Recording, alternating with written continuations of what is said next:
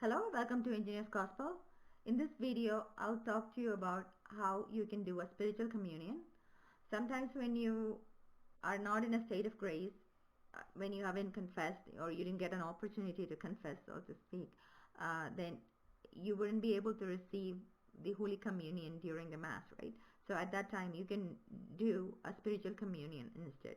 Or during these times, many of us do not have Holy Mass in the church because of the coronavirus. Government has, many of the governments have either requested to cancel masses, or the diocese itself may have taken that preventive measure to prevent the spread of virus, and we are stranded and we don't even have a mass on Sundays. So in these kind of situations, we can use a spiritual communion. In a spiritual communion, what we do is we first ask Lord's forgiveness, and we would do a spiritual confession. If you don't know how to do a spiritual confession, you can refer to the Engineer's Gospel video, that is D012. What a spiritual confession is basically you ask Lord's forgiveness, directly confess to Jesus Christ, and do some small prayers as act of penance. That's what you do during a spiritual confession. Then after that, you spiritually receive Holy Communion. That is, you invite Lord Jesus into your heart spiritually, because you cannot receive him physically. So that's what you're doing during spiritual communion. For spiritual communion, I have given here two different prayers. Personally, I use this first prayer. You can choose whichever you want, based on your preference. I would recite the first one. Jesus, I love you. Lord, I'm not worthy that you should enter under my roof, but only say the word and my soul shall be healed. I cannot receive you in Holy Communion. Come spiritually into my heart. Purify it, sanctify it, render it like unto your own. Never permit me to be separated from you. Amen.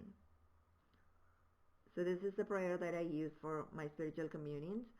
And then after doing this, you ask the Lord to give you all the fruits and graces that you would normally obtain during a physical Holy Communion. That's what you do for a spiritual communion. Okay, I hope you will use this until the masses are reopened after the coronavirus issue, and also throughout your life, whenever you cannot go for a Holy Mass on any weekday, or for some reason a church is not accessible to you for different reasons. It could be many reasons.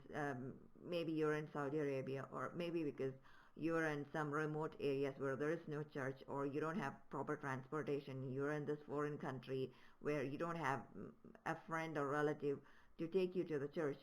It could be any reason, or because you are sick and you're staying at home.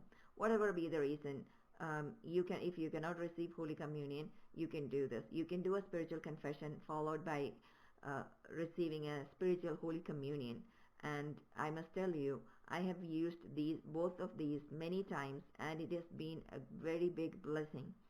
When you do a spiritual confession, you would, after completing it, you can literally feel the difference.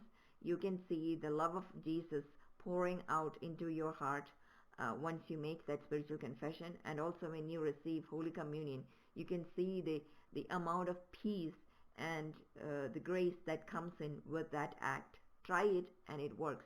I can tell you that it works. So try, and also try to forward this to other people who are also who you think would benefit from having a spiritual confession or communion. May God bless all of you. Here's your engineer signing off. Subscribe to me today. Thank you.